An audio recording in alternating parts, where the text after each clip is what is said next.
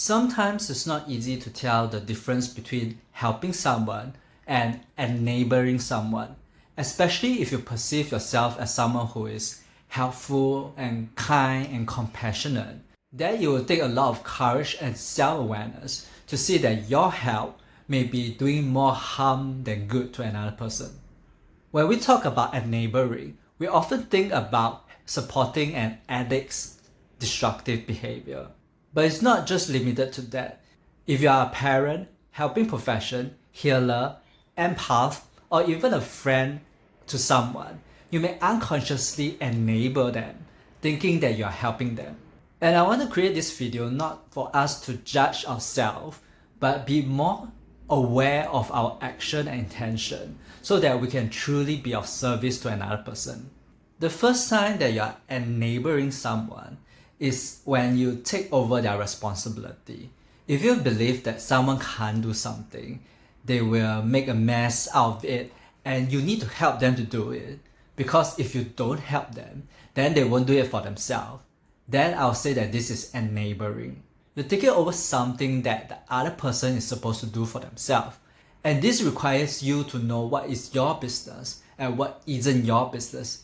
You need to have a clear understanding of what is your responsibility and what isn't.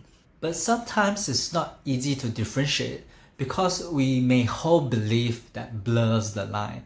For example, you may believe that it's your responsibility to keep other people happy. But is that true? Not really. Everyone is in charge of their own emotional well-being. You can offer some help, some advice, or a different perspective to another person. But at the end of the day, whether the person wants to adopt your perspective or your advice, it is really up to them. You can't control how they think, how they feel, or how they act. It's none of your business. Or maybe your co-worker can't finish their job on time, or they are too slow, and you help them do their work. It is a kind gesture, right? But you are actually taking over their responsibility. You are taking over what their job or their role requires them to do. Even if someone is dependent on you, they also have responsibility as dependents. For example, in Asia, because of our culture, children often have to take care and provide for their elderly parents. But these elderly parents also have the responsibility to use what they are given and to use within their means. If they overspend on shopping or gambling, then you're not going to give them more money because that will enable their bad habit in the long run.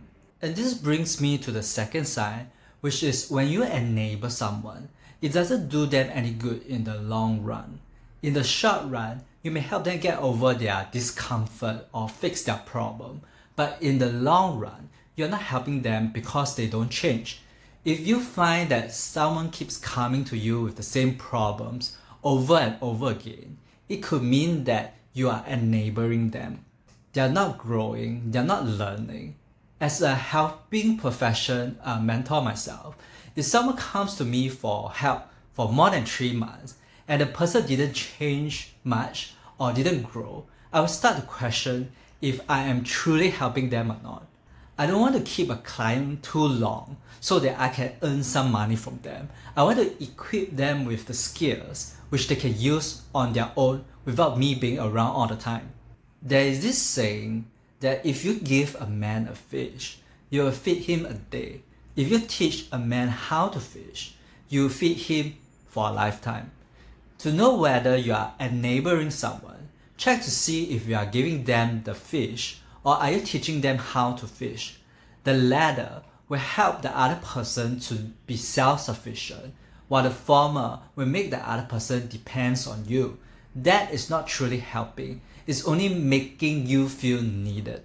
You'll be of greater help to someone when you empower them and make them feel like, hey, I could do the same thing as you, rather than just help them one time to do what they need at the moment, especially when this need that they have just perpetuates their bad behavior or their dysfunctional habits.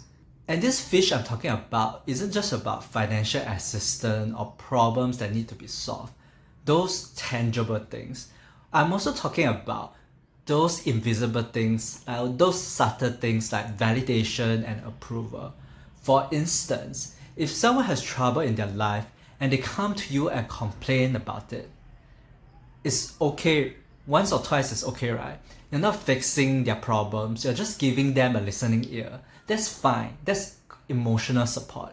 But if they keep complaining to you all the time about their life, especially about the same thing, and they are not open to changes, or they are not listening to your suggestion, or they are not willing to take any step to change, then you may be enabling their bad habits just by listening and validating their experiences. Because wherever you validate their experiences, you are reaffirming their negative belief that they are powerless in their life. They think that someone has power over them, and these people are to be blamed. These people are making them miserable, and if these people don't change, then their life won't get better. By constantly blaming others and complaining about them, they are giving their power away. And by sitting there, agreeing with them that their life sucks, when you know it can be changed, when you know it isn't, is a kind of enabling. I know it's not easy to turn your friends or family down or interrupt them when they're complaining. You want to be a good friend for your friend, you want to be a good family to your loved one, and offer emotional support and be a listening ear. But this brings me to my third side, which is if you are helping someone to ease your own feeling of guilt and worry, you're not truly helping them, you're enabling them.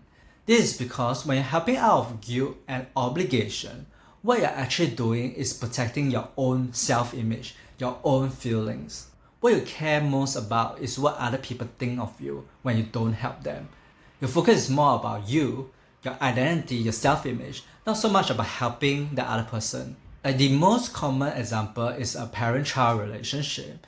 If your children ask you for help and you don't help them, your children may say things like, "You are such a cold, mean, heartless dad or mother," and that makes you your ego strings a little. So whenever your children have any requests, you say yes, even though you know that helping them doesn't do them any good. That's because you don't want to get into a difficult conversation and risk them saying or thinking negative things about you.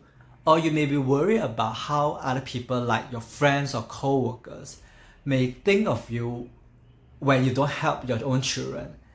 Enabling is an easy way out at the moment, but as mentioned previously, in the long run, it's not beneficial. It is the same when it comes to worry. When we worry for our children or our family, we think that we're doing for their good, helping them, but what we're actually doing is for ourselves. It's because I don't know how to handle my own emotion, my worries, and that's why I need to dictate and control your action and behavior so that I will feel better, so that I could feel less worried. In both cases, you're helping others to help yourself feel better. Basically, we can't help someone when we are in low vibration like guilt or worry. Our perception will get very distorted. When we worry, we think that the other person is not capable of doing things for themselves, and so we step in and help, and that's why we take over their responsibility. But we don't realize that it's our emotions that distort our perception. Someone who is empowering may see the same person in a very different light. They may see them as capable of doing many things. When you are in a worry mode, you want to ask yourself, are you really helping them to do something that they cannot do for themselves? Or are you doing something that they can do for themselves? The former is helping, the latter is enabling. And who do you think is more of help to the other person? Someone who sees them as incapable, or someone who empowers them? Even though it seems like you're helping the other person by fulfilling their requests, it actually doesn't feel good to them to be perceived as someone who can't do things for themselves and constantly need help from the other people. What's truly satisfying to a person's soul is when they can do things for themselves and fulfill their own needs. So don't take away their chance to give that to themselves. The fourth sign of enabling is when you shield them from consequences. Another situation when worry becomes enabling is when you're trying to protect someone from negative consequences. When someone makes bad choices in their finances or relationship, it's natural to have some negative consequences or outcome. But when we worry, we think they are not capable of handling the negative consequences or stress. So we buffer the negative outcome by helping them and shielding them from these negative outcomes so that they don't feel the pain of the negative consequences. We might also feel bad for not helping another person, seeing them suffer. But when we try to soften their pain, we also hinder their ability to learn from their mistake and make positive adjustment in their future. I must say here that pain and suffering is absolutely not necessary for someone to change their path. However, pain and suffering are often the catalyst of someone's growth and transformation. Because most of us have this resistance to change. We don't change until we are forced to change. Pain and suffering has the potential to wake people up and help them look deeply within themselves to see what needs to be changed, what dysfunctional habits and behavior that needs to be let go of. It's not always the case. It depends on the individual, but it can be potentially a great catalyst. I know that when I was without a career and my bank account was dwindling, I'm glad that I didn't ask my family members for money because it eventually led me to my spiritual awakening. I needed the wake-up call and not focus too much on my ideas. Shielding someone from negative consequences could be like paying their loans for them when you know that they are unlikely to pay you back, or like tolerating their bad behavior or minimizing them like, oh, it's not that bad, or making excuses for their harmful behavior such as they are just having a bad day, or like it will get better, it's only a matter of time, your business or relationship will be successful.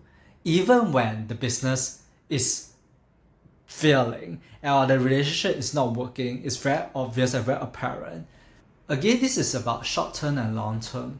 This action helps to alleviate their short-term emotional discomfort.